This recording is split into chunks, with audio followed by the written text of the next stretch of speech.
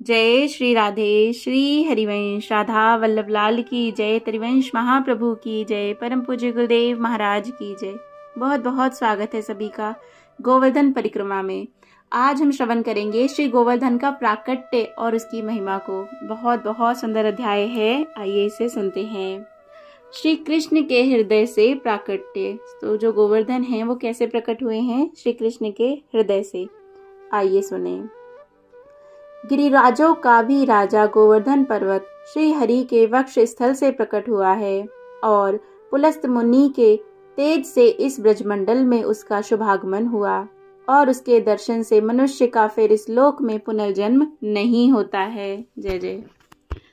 गर्ग संहिता में वर्णन आता है कि एक बार राजा बहुलाश्व नारद मुनि से पूछते हैं कि हे नारद मुनि, महान आश्चर्य की बात है, गोवर्धन साक्षात पर्वतों का राजा एवं श्री कृष्ण को बहुत अधिक प्रिय है। उसके समान दूसरा तीर्थ ना तो इस भूतल पर है और ना स्वर्ग में ही। अतः अब यह बतलाइए कि यह गिरिराज श्री कृष्ण के वक्ष स्थल से कब प्रकट हुआ। यह सुनकर श्री नारद जी ने कहा, हे राजन, गोलोक के प्राकट्य का वृतांत सुनो। तुम्हारा यह प्रश्न परम भगवान की आदि लीला से संबंधित है और मनुष्यों को धर्म, अर्थ, काम तथा मोक्ष चारों पुरुषार्थों को प्रदान कराने वाला है। प्रकृति से परे विद्यमान साक्षात परिपूर्णतम भगवान श्री कृष्ण सर्वसमर्थ, भौतिक गुणों से परे एवं अनादि हैं। उनका तेज अंतर्मुखी है। वे स्वयं प्रकाश प्रभु निरंतर रमणशील हैं, जिन पर गणनाशील देवताओं का ईश्वर काल भी शासन करने में समर्थ नहीं है। हे राजन, माया भी जिन पर अपना प्रभाव नहीं डाल सकती, उन पर महत तत्व और सत्व आदि गुणों का वश तो कैसे ही चल सकता है। उन्होंने अपने संकल्प से सबसे पहले विशालकाय शेषनाग का प्रादुर्भाव किया, जो कि कमलनाल के समान श्वेत वर्ण के हैं। उन्हीं की गोद में लोक वंदित महालोक गोलोक प्रकट हुआ, जिसे पाकर भक्ति युक्त पुरुष फिर इस संसार में नहीं लौटता है। फिर असंख्य ब्रह्मांडों के अधिपति गोलोकनाथ भगवान श्री कृष्ण के चरणारविंद से गंगा प्रकट हुई। तत्पश्चात श्री कृष्ण के बाएं कंधे से सरिताओं में श्रेष्ठ यमुना जी का प्रादुर्भाव हुआ, जो श्रृंगार कुसुमों से उसी प्रकार सुशोभित हुई जैसे छिपी हुई पगड़ी के वस्त्र की शोभा होती है।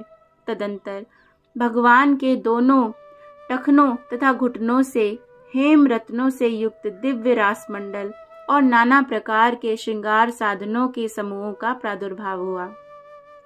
इसके बाद श्री कृष्ण की दोनों पिंडलियों से निकुंज प्रकट हुआ, जो सभा भवनों, अंगनों, गलियों और मंडपों से घिरा हुआ। वह निकुंज वसंत की माधुरी धारण किए हुए था। उसमें कूजते हुए कोकिलों की मधुर ध्वनि सर्वत्र व्याप्त थी। मोर, भ्रमर तथा विविध सरोवरों से भी अधिक वह परिशोभित तथा परिसेवित दिखाई देता था। हे राजन, भगवान के दोनों घुटनों से संपूर्ण वनों में उत्तम श्री वृंदावन का प्रादुर्भाव हुआ।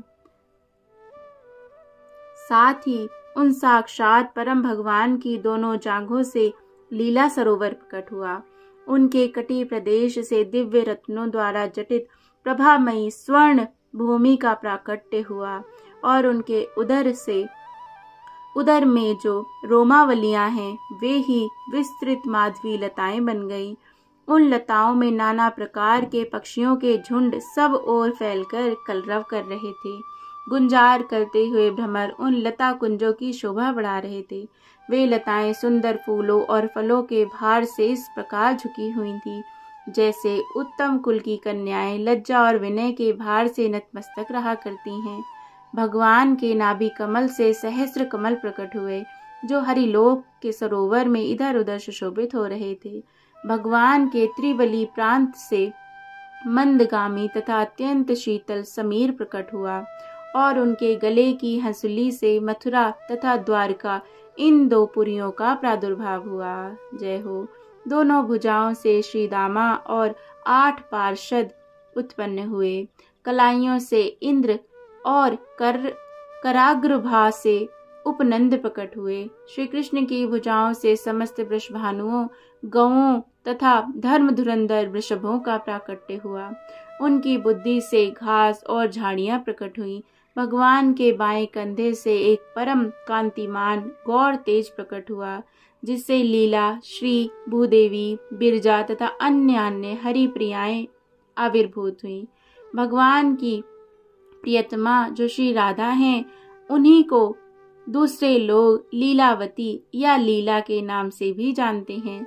श्री राधा ही दोनों भुजाओं में विशाखा और ललिता, इन 2 सखियों का आविर्भाव हुआ। दूसरी जो सहचर्या गोपियां हैं, वे सब राधा के रोम रोम से प्रकट हुई हैं। इस प्रकार मधुसूदन ने गोलोक की रचना की। हे राजन, इस तरह अपने संपूर्ण लोक की रचना करके असंख्य ब्रह्मांडों के अधिपति भगवान श्री कृष्ण वहां श्री राधा के साथ सुशोभित हुए। जय हो।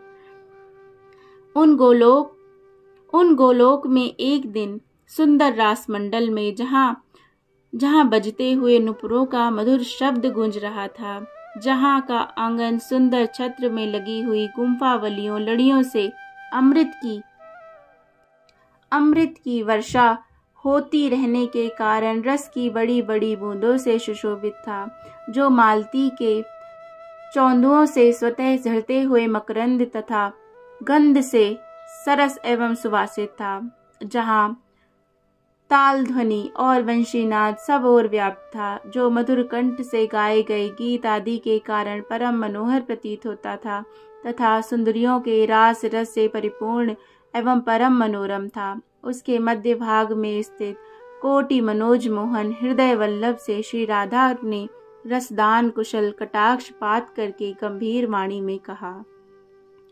श्रीमती राधा रानी ने कहा, हे जगदीश्वर, यदि आप रास में मेरे प्रेम से प्रसन्न हैं, तो मैं आपके सामने अपने मन की प्रार्थना व्यक्त करना चाहती हूँ। श्री भगवान ने कहा, हे प्रिये, हे वामोरु, तुम्हारे मन में जो इच्छा हो वह मुझसे मांग लो। तुम्हारे प्रेम के कारण मैं तुम्हें अदेय वस्तु भी दे दूंगा। श्री राधा ने कहा, वृंदावन में यमुना के तट पर दिव्य निकुंज के पार्श्व भाग में आप रास रस के योग्य कोई एकांत एवं मनोरम स्थान प्रकट कीजिए। हे देवादिदेव, यदि यही मेरा मनोरथ है। नारद जी कहते हैं, हे राजन, तब तथास्तु कहकर भगवान ने एकांत लीला के योग्य स्थान का चिंतन करते हुए नेत्र कमलों द्वारा अपने हृदय की ओर देखा, और उसी समय गोपी समुदायों के देखते देखते श्री कृष्ण के हृदय से अनुराग के मूर्तिमान अंकुर की भांति एक सजल तेज प्रकट हुआ। रास भूमि में गिरकर वह पर्वत के आकार में बदल गया। वह सारा का सारा दिव्य पर्वत रत्न धातुओं से भरा हुआ था। सुंदर झरनों और कंदराओं से उसकी बड़ी शोभा थी। कदम्ब, बकुल, अशोक आदि वृक्ष तथा लता जाल उसे और भी मनोरम बना देते थे। मंदार और कुंद वृंद से संपन्न उस पर्वत पर भांति भांति के पक्षी कलरव कर रहे थे। एक ही क्षण में वह पर्वत 1,00,000 योजन विस्तृत और शेष की तरह 100 कोटि योजन लंबा हो गया। उसकी ऊंचाई 50 करोड़ योजन की हो गई। 50 कोटि योजन में फैला हुआ वह पर्वत सदा के लिए गजराज के समान स्थित दिखाई देने लगा। उसके कोटि योजन विशाल सैकड़ों शिखर दैदीप्यमान होने लगे।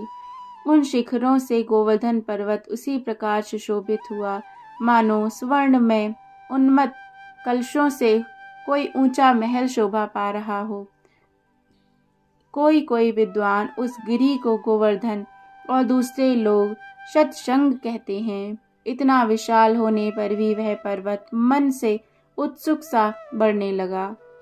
इससे गोलोक भय से विवल हो गया और वहां सब ओर कोलाहल मच गया।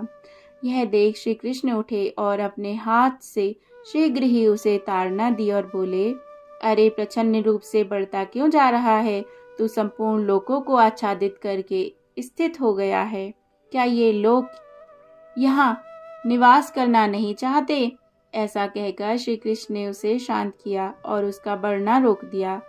उस उत्तम पर्वत को प्रकट हुआ देख भगवत प्रिया श्री राधा रानी बड़ी प्रसन्न हुई। वे उसके एकांत स्थल में श्री हरि के साथ सुशोभित होने लगी। इस प्रकार यह गिरिराज साक्षात श्री कृष्ण के हृदय स्थल से इस ब्रजमंडल में आया है। यह सर्व तीर्थ में है। लता कुंजों से भगवान कृष्ण आभा धारण करने वाला यह श्रेष्ठ गिरि भगवान कृष्ण और देवताओं का प्रिय है। जय जय श्री राधे। तो इस तरह श्री गोवर्धन प्रकट हुए। जय जय श्री राधे। अब ये ब्रज में कैसे आए हैं इसे हम अगले अध्यायों में श्रवण करेंगे। जय जय श्री राधे। श्री गोवर्धन महाराज की जय। जय जय श्री राधे श्याम।